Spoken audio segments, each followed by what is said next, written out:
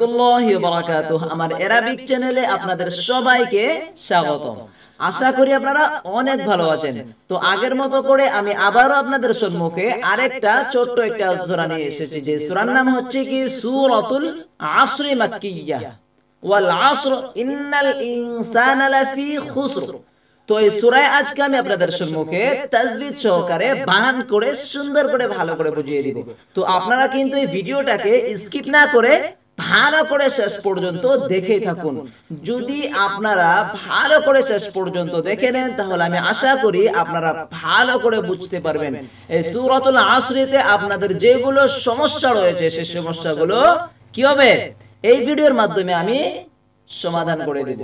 তো আপনাদেরকে আমি তাজবিদ সহকারে বানান করে সুন্দর করে ভালো করে বুঝিয়ে দিব। তো আপনারা কিন্তু ভালো করে শেষ পর্যন্ত দেখেই থাকবেন। যদি আপনারা ভালো করে শেষ পর্যন্ত দেখে নেন তাহলে আমি আশা করি আপনারা ভালো করে বুঝতে পারবেন, আপনাদের নামাজ পড়তে কি হবে সুবিধা হবে। তো চলুন দেরি না করে আজকের ভিডিওটা আরম্ভ করি। বিসমিল্লাহির রহমানির রহিম। এখানে দেখতে পাচ্ছেন আমি প্রথম দিকে সুন্দর করে ভালো করে লিখে রেখে দিয়েছি আগের মতো করে, যাতে আমাদের সময় নষ্ট না হয়।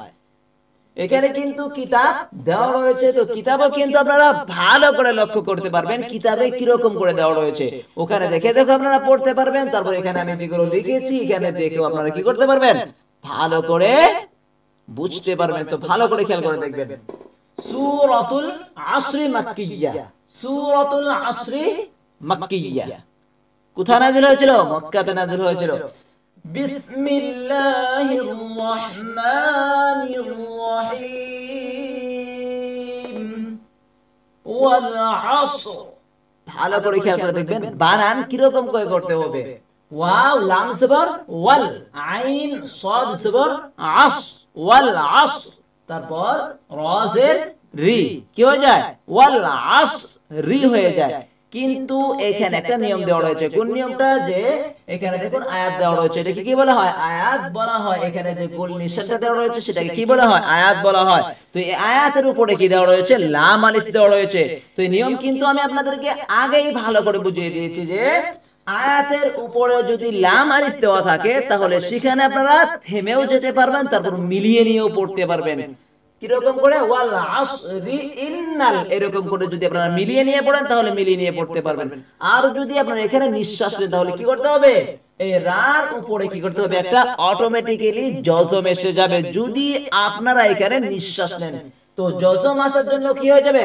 আসর, আসর। রা কি করতে হবে? হালকা করে সাকিন দিয়ে পড়তে হবে। কিরকম করে? ওয়াল আসর, ওয়াল আসর, ওয়াল আসর। আসরি বলা যাবে না, কিন্তু কি বলতে হবে? ওয়াল আসর। এরকম করে কি করতে হবে? পড়তে হবে। আর যদি মিলিয়ে নিয়ে পড়েন তাহলে কি বলতে হবে? ওয়াল আসরি ইন্নাল। এরকম করে কি করতে হবে? মিলিয়ে নিয়ে পড়তে হবে। তো আমি আশা করি আপনারা প্রথম আয়াতটা ভালো করে বুঝে গিয়েছেন। তারপর আয়াতটা ভালো করে খেয়াল করবেন। ইন্নাল ইনসানা লাফি খুসর। খুসর বানান কিরকম করে করতে হবে আর এটাতে কি নিয়মগুলো ব্যবহার হয়েছে ভালো করে খেয়াল করে দেখবেন। হামজা নুন জের ইন, এটা কি নুন মুশাদ্দাদ ওয়াজিব গুন্না। নুনের উপরে যদি তাসদীদ এসে যায় তাহলে কি হবে? এটাকে এক আলিফ করে কি করতে হবে? গুন্না করে পড়তে হবে। হামজা নুন জের ইন, তারপর নুন জবর না, ইন্না। কিন্তু এখানে নুনের এই পাশে কি দেওয়া রয়েছে? একটা লাম আলিফ দেওয়া রয়েছে। সেই লামের উপরে কি দেওয়া রয়েছে? একটা জজম দেওয়া রয়েছে। তো এই নুন গিয়ে লামকে ধরবে। নুন লাম জবর নাল, ইন্নাল। একটা কি হলো? হামজা নুন জের ইন, নুনটা কি হলো? সাকিন দিয়ে ব্যবহার হলো। তারপর নুন লাম জবর নাল, ইন্নাল। কারণ তাসদীদ ওয়ালা হরফ দুইবার করে পড়তে হয়, একটা জজম নিয়ে আর একটা মুতাহাররিক নিয়ে। যেটা উপরে দেওয়া রয়েছে নুন জবর না, এটা কি বলা হয়? মুতাহাররিক বলা হয়। তো কি হবে? ইন্নাল, ইন্নাল। এরকম করে কি করতে হবে? পড়তে হবে। তারপর হামজা নুন জের ইং, হামজা নুন জের ইং কেন বলতে হবে? নাকের নরম জায়গায় নিয়ে কি করতে হবে? পড়তে হবে। কেন পড়তে হবে? কারণ নুন সাকিনের পরে কি দেওয়া রয়েছে? সিন দেওয়া রয়েছে। তো নুন সাকিন তানবিন, নুন সাকিন তানবিন বরাবর কিন্তু। তো নুন সাকিনের পরে যদি সিন এসে যায় তাহলে সেটা কি হবে? ইখফা হবে। আর ইখফার কয়টা হরফ দেওয়া রয়েছে? 15টা হরফ। তা, সা, দাল, জাল, র, সা, সিন, শিন, স, জ, ত, জ, ফা, কফ, কাফ। এই 15টা হরফ কি? ইখফার হরফ। তো ইখফার হরফ যদি নুন সাকিনের পরে এসে যায় তাহলে নিয়ম নীতি কি যে এটাকে নাকের নরম জায়গায় নিয়ে এক আলিফ করে গুণনা করে পড়তে হবে। কিরকম করে? হামজা নুন সে ইং, ইং, তারপর সিন আলিফ জবর সা, এটা কি হুরুফে মাদ্দা। সিন আলিফ জবর সা কি? আলিফ খালি, তার আগের হরফ কি দেওয়া রয়েছে? জবর দেওয়া রয়েছে। তাহলে কি হবে? আলিফ মাদ্দা হবে। কিরকম করে পড়তে হবে? ইনসা, তারপর নুন জবর না, লাম জবর লা, ফা ইয়াজের ফি, কি হবে? ইন্নাল ইনসানা লাফি। এরকম করে কি করতে হবে? পড়তে হবে। এখানে দেখুন খ সিন পেশ খুস, র দুই জের রিন, খুস রিন। কিন্তু এখানে ওই আগের নিয়মটাই ব্যবহার হবে। যদি আপনারা এখানে নিঃশ্বাস নেন তাহলে কি হবে? এই রার উপরে একটা অটোমেটিক্যালি কি এসে যাবে? একটা জজম এসে যাবে। তখন কিন্তু এই দুই জেরটা কি করবে না? এখানে কোনো কাজ করবে না যদি আপনারা এখানে নিঃশ্বাস নেন। আর যদি এখানে আপনারা মিলিয়ে নিয়ে পড়েন তাহলে কি হবে? খুস রিন ইল্লা, কারণ এখানে কি দেওয়া রয়েছে? হামজা দেওয়া রয়েছে আলিফের আকারে। কারণ আলিফের নিচে কি দেওয়া রয়েছে? জের দেওয়া রয়েছে। তো এটা কি হয়ে গিয়েছে? হামজাতে পরিণত হয়ে গিয়েছে। তো এটা কি হবে? র দুই জের রিন, তারপর কি এসে গিয়েছে? হামজা, হামজা হা আইন হা গাইন খ, কিসের হরফ? ইজহারে হালকের হরফ। তো এখানে যদি ইজহারে হালকে এসে গিয়েছে, আর এই নিয়ম নীতি কি যে এটাকে ঝটকা দিয়ে পড়তে হবে, এখানে কোনো টান হবে না। কিরকম করে? খুস রিন ইল্লা, খুস রিন ইল্লা। যদি আপনারা এখানে মিলিয়ে নিয়ে পড়েন, আর যদি আপনারা এই আয়াতের মধ্যে নিঃশ্বাস নেন তাহলে কি হবে? খুসরু, খুসরু। এই জজমটা এখানে কি হবে? ব্যবহার হবে। কিন্তু এখানে লেখা থাকবে না, এখানে লেখা থাকবে না। এখানে কি এরকম করে দেওয়া থাকবে? এখানে কি করতে হবে? অটোমেটিক্যালি রর উপর একটা জজম লাগিয়ে দিয়ে পড়তে হবে। আর এখানে রটাকে হালকা করে কি করতে হবে? উচ্চারণ করতে পড়তে হবে হালকা করে। কিরকম করে? খুসরু, খুসরু, খুসরু। খুসরুও বলতে পারবেন না, তারপর খুসরিও বলতে পারবেন না। কি বলতে হবে? খুসরু। রার উপরে জজম লাগিয়ে দিতে হবে। তো আয়াতটা ভালো করে খেয়াল করবেন। ইন্নাল ইনসানা লাফি খুসর, এরকম করে কি করতে হবে? পড়তে হবে। তো তার পরের আয়াতটা ভালো করে খেয়াল করবেন। ইল্লাল্লাযীনা আমানু ওয়া আমিলুস সালিহাতি ওয়া তাওয়াসাউ বিল হক, এরকম করে পড়তে হবে। তো বানান কি রকম করে করতে হবে সেটা ভালো করে খেয়াল করবেন। এখানে কিন্তু অনেক নিয়ম দেওয়া রয়েছে। তো নিয়ম গুলো কিন্তু ভালো করে দেখতে হবে। নিয়ম যদি আপনারা ভালো করে না দেখেন তাহলে কিন্তু বুঝতে অনেক অসুবিধা হবে। তো কি রকম করে বানান করব সেগুলো ভালো করে খেয়াল করে দেখবেন। হামজা লাম জের ইল, লাম আলিফ জবর লা, ইল্লা। কিন্তু এখানে একটা কি দেওয়া রয়েছে? এই লামের উপরে আরেকটা তাসদীদ দেওয়া রয়েছে। তো লাম, লাম জবর কি হবে? লাল, লাম লাম লাম জবর কি হবে? লাল। প্রথমে কি এসে গেল? হামজা লাম জের ইল, লাম লাম জবর লাল। এখানে যে দুটো আলিফ দেওয়া রয়েছে, তো দুটো আলিফ কি হবে না? ব্যবহার হবে না। এখানে লাম আলিফ আর এখানে একা করে একটা আলিফ দেওয়া রয়েছে। তো এই দুটো আলিফ কি হবে না? ব্যবহার হবে না। তো এটা কি হবে? ইল্লাল, তারপর লাম জবর লা, ইল্লাল্লাহ, ইল্লাল্লাহ। তারপর জাল ইয়াজের জি, পাতলা করে পড়তে হবে জাল, ইল্লাল্লাযী।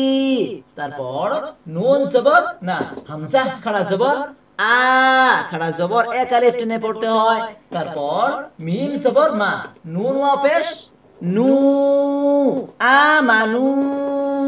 কারণ ওয়াও সাকিন তার আগের হরফে যদি পেশ দেওয়া থাকে তাহলে সেটা কি হয়ে যায়? ওয়াও মাদ্দা হয়ে যায়। আর এখানে কি করতে হবে? এক আলিফ করে, মানে এক সেকেন্ড করে টেনে পড়তে হবে। আমানু কি হবে?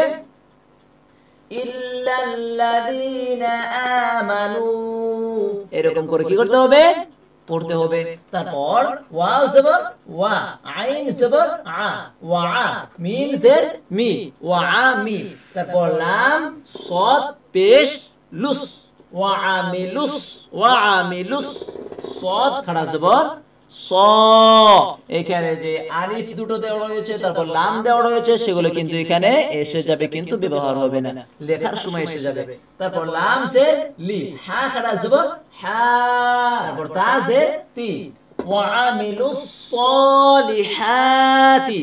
কারণ আয়াতটা কি একটু বড় করে দেওয়া রয়েছে, তো একটু একটু করে কি করতে হবে, বানান করতে হবে ভালো করে। তো এটা কি হবে, সলিহাতি। তারপর ওয়াও জবর ওয়া, তা জবর তা, ওয়াও আলিফ জবর ওয়া, ওয়াতা ওয়া। তারপর সদ ওয়াও জবর সৌ, ওয়াতা ওয়া সৌ, ওয়াতা ওয়া সৌ। তারপর বা লাম জের বিল, ওয়াতা ওয়া সৌ বিল। হা কফ জবর হক, কফ জের কি, কি হয়ে যায়, হক কি। এখানে কি দেওয়া রয়েছে, একটা 5 দেওয়া রয়েছে, এটাকে কি বলা হয়, 5 আরবিতে লেখা হয়। তো উপরে কি দেওয়া রয়েছে, একটা লাম আলিফ দেওয়া রয়েছে।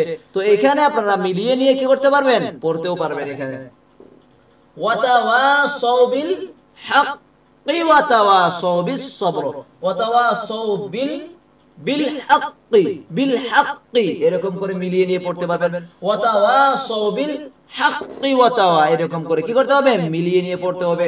আর যদি নিঃশ্বাস নেই তাহলে কি হবে, ওয়াতাওয়াসাউ বিল হাক্ক, হাক্ক, কফ কি করতে হবে, এখানে তাসদীদ দিয়ে পড়তে হবে, হাক্ক, এরকম করে পড়তে হবে। তো আয়াতটা ভালো করে খেয়াল করবেন। ইল্লাল্লাযীনা আমানু ওয়া আমিলুস সলিহাতি ওয়া তাওয়াসাউ বিল হাক্ক, ভালো করে খেয়াল করে শুনবেন। ইল্লাল্লাযীনা আমানু ওয়া আমিলুস সলিহাতি ওয়া তাওয়াসাউ বিল হাক্ক, এরকম করে কি করতে হবে, পড়তে হবে। তো তার পরের আয়াতটা ভালো করে খেয়াল করবেন। ওয়া তাওয়াসাউ বিস সবর, ভালো করে খেয়াল করে শুনবেন, বানান কি রকম করে করতে হবে। ওয়াও জবর ওয়া, তা জবর তা, ওয়াতা, ওয়াও আলিফ জবর ওয়া, ওয়াতা ওয়া। তারপর সদ ওয়াও জবর সৌ, ওয়াতা ওয়া সৌ। তারপর বা সদ জের বিস, স বা জবর সব, কি হবে, বিস সব, র জের রি, সবর। এখানে আর মিলিয়ে নিয়ে পড়া যাবে না, কারণ এখানে কি আয়াতের উপরে একটা আইন দেওয়া রয়েছে। এখানে ভালো করে খেয়াল করবেন, এই আয়াতের উপরে এখানে যে আয়াত দেওয়া রয়েছে, আয়াত কাকে বলে, এরকম করে একটা গোল নিশান দেওয়া থাকলে এটাকে কি বলা হবে, আয়াত বলা হবে। এটা কোরআন শরীফে দেওয়া থাকে, এটা কি বলা হয়, আয়াত বলা হয়। কিন্তু এর মাঝখানে কি এরকম করে এক দেওয়া থাকতে পারে, তারপর দুই দেওয়া থাকতে পারে, 12 13 14 এরকম ওটা কি দেওয়া থাকতে পারে। কিন্তু এই আয়াতের উপরে যদি একটা আইন এসে যায়, এরকম করে যদি একটা আইন এসে যায়, তাহলে এখানে আপনাদেরকে কি নিঃশ্বাস নিতেই হবে। এখানে কি এটাকে কি বলা হয়, রুকু বলা হয়, এটাকে রুকু বলা হয়, রুকু বলা হয়। আমরা যে বলি 1 রুকু 2 রুকু এরকম করে কি এটাকে কি বলা হয়, রুকু বলা হয়। এখানে আপনাদের কি করতে হবে, নিঃশ্বাস নিতে হবে। যে নিয়ম নীতিগুলো কিন্তু আমি আমার আগের ভিডিওতে ভালো করে বুঝিয়ে দিয়েছি। তো এখানে কি আয়াতের উপরে আইন দেওয়া থাকলে এখানে কি করতে হবে, নিঃশ্বাস নিতে হবে। তো এটা কি হবে, আয়াতটা ভালো করে খেয়াল করবেন। ওয়া তাওয়াসাউ বিস সবর, ভালো করে খেয়াল করে শুনবেন। ওয়া তাওয়াসাউ বিস সবর, এরকম করে কি করতে হবে, পড়তে হবে। তো প্রথম থেকে আবারো ভালো করে খেয়াল করে শুনবেন কি রকম করে পড়তে হবে।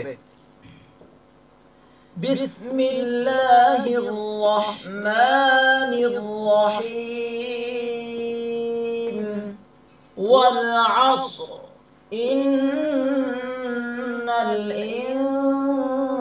ইনসানা লাফি খুসর ইল্লাল্লাযীনা আমানু ওয়া আমিলুস সলিহাতি ওয়া তাওয়াসাউ বিল হাক্ক ওয়া তাওয়াসাউ বিস সবর। হ্যাঁ, তো আপনাদেরকে আমি প্রথম থেকে সুন্দর করে ভালো করে বুঝিয়ে দিয়েছি একেবারে শেষ পর্যন্ত সূরাতুল আসর। তো আপনাদের যদি বুঝতে অসুবিধা হয়ে থাকে তাহলে আমাকে কমেন্ট করে জানিয়ে দিবেন, আমি এই সূরাতুল আসর আমি সুন্দর করে ভালো করে লাইভের মাধ্যমে বুঝিয়ে দেব। তো আপনারা আমার লাইভের মাধ্যমে ভালো করে বুঝে নিতে পারবেন। আর যদি আপনারা এখানে একটু প্র্যাকটিস করতে চান তাহলে আপনারা মোবাইলে স্ক্রিনশট করে রাখতে পারবেন।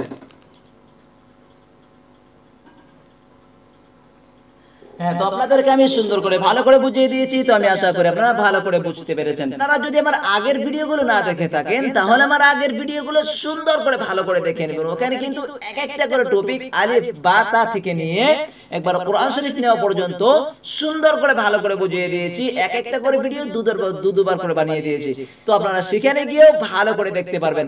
আর হ্যাঁ, আপনারা যদি আমার এই চ্যানেল নতুন হয়ে থাকেন তাহলে আমার এই চ্যানেলটাকে সাবস্ক্রাইব করে অল নোটিফিকেশন অন করে রাখবেন।